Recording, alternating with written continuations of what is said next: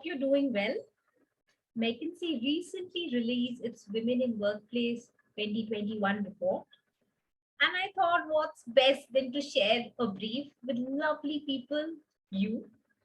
It analyzes the representation of women in corporate America, provides an overview of HR policies and programs, including HR leaders' sentiment on most effective diversity, equity, and inclusion, that is DEI practices. Here are some findings.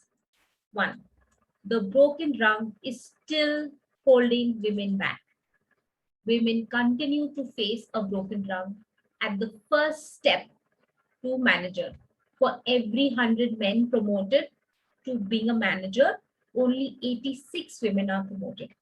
As a result, men outnumber women significantly at the manager level, which means there are far fewer women to promote to higher levels. This broken drum likely explains why representation of women in senior manager, director, VP levels have improved more slowly than the pipeline overall. Women are more burnt out, more so than men. Women are even more burnt out now than they were a year ago, and the gap in burnout between men and women has almost doubled. In the past 1 year, 1 in 3 women have considered leaving the workforce or downshifting the career, a significant increase from 1 in 4 in the first few months of the pandemic. 3. Employees with women managers are more likely to say that the manager has supported them over the past year. The COVID-19 crisis shook our economy and turned lives of our people upside down, both at work and at home, which has triggered a reckoning for DEI in most workplaces. Women leaders are meeting this moment and taking on the work that comes with it. They are doing more than men in similar positions in supporting the people on their teams. For example, women are helping team members navigate work, life challenges, ensuring that their workloads are manageable, checking in on their overall well being. Women leaders also are spending more time than men on DEI work that falls outside their formal job responsibilities. Senior level women are twice as likely as senior level men to dedicate their time to DEI tasks at least weekly. And finally, women leaders are showing up as more active allies. They are more likely than men to educate themselves about the people challenges at work. The critical well-being and DEI work is going overlooked. Companies, of course, see the value of women leaders' contributions. Almost 70% of companies say that the work employees do to promote DEI is extremely critical. And an even greater number say that this work that managers do to support employee well-being cannot be overlooked. But less than a quarter of companies are recognizing this work to a substantial extent in formal evaluations like performance reviews. Road to progress.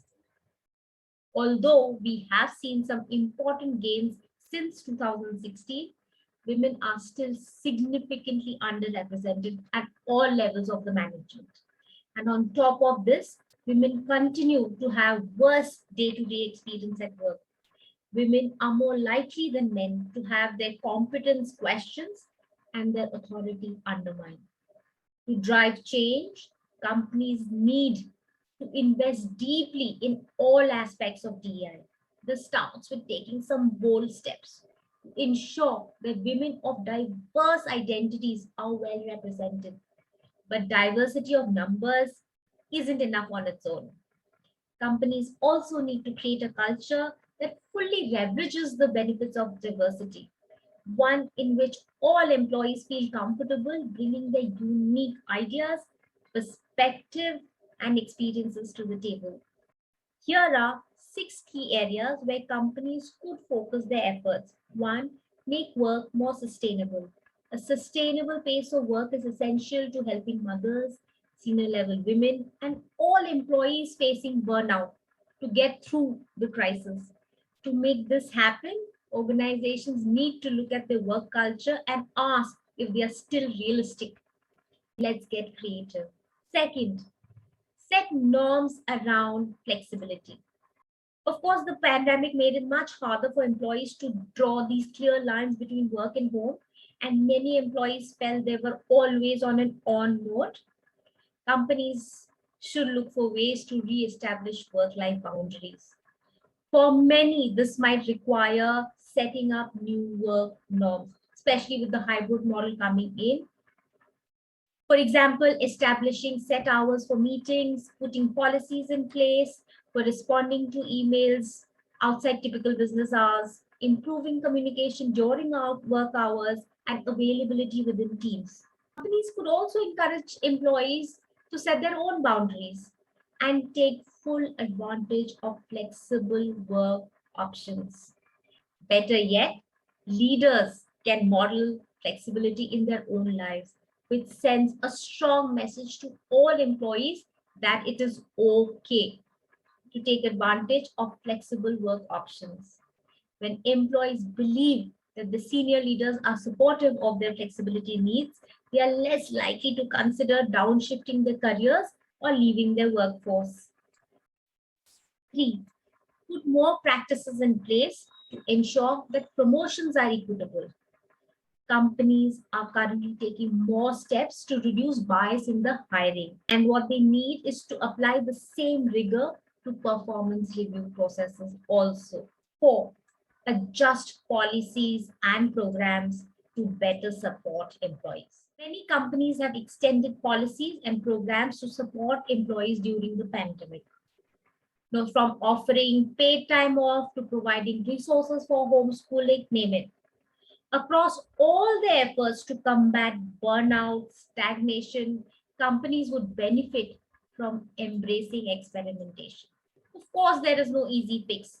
So, continued investment in getting creative, in finding out what works, what doesn't, would be critical. Companies should look for opportunities to expand on policies, programs, and try new approaches. There is no playbook for this unprecedented moment, but companies can make strides by listening closely to what employees are saying or feeling. Five, take a close look at performance reviews. Given the shift to remote work and the heightened challenges that the employees are coping with in their personal lives, managers have a heightened responsibility.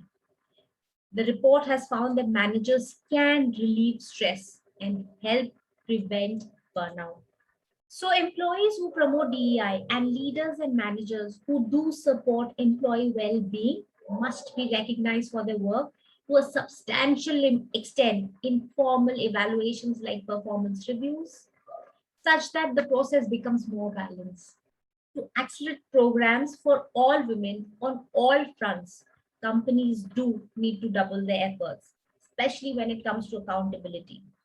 Despite saying that gender diversity is among the most important business priorities, less than a third managers who play a critical role in hiring and promotion decisions are held accountable.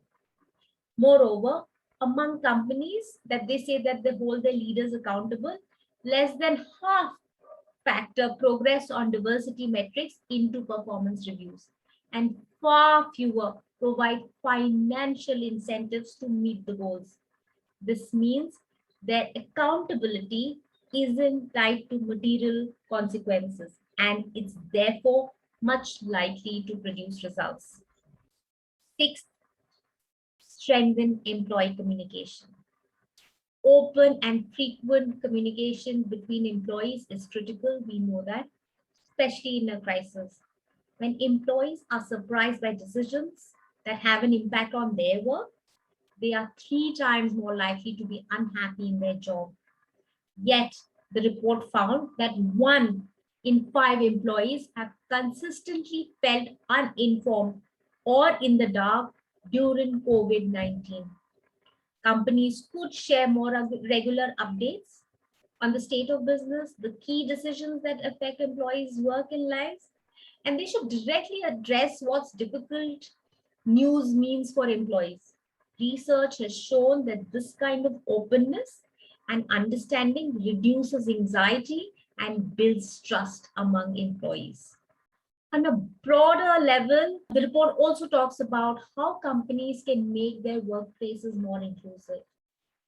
And they have found that HR leaders say that two things are critical. One, senior level sponsorship. Two, high degree of employee engagement. Senior leaders need to fully and publicly support DEI efforts. When senior level employees model inclusive leadership and actively participate in training and events related to DEI, they send a powerful signal about the importance of this work. For employees to move from awareness to action, training is an important step. It's important to have the conversations, to have the trainings, to have events, to act on all the things that the leadership talks in terms of DEI. It's only through high level of employee engagement that people truly feel included as if they belong. I really hope you enjoyed that. Thank you so much for sharing your valuable time with me. Until next time, bye.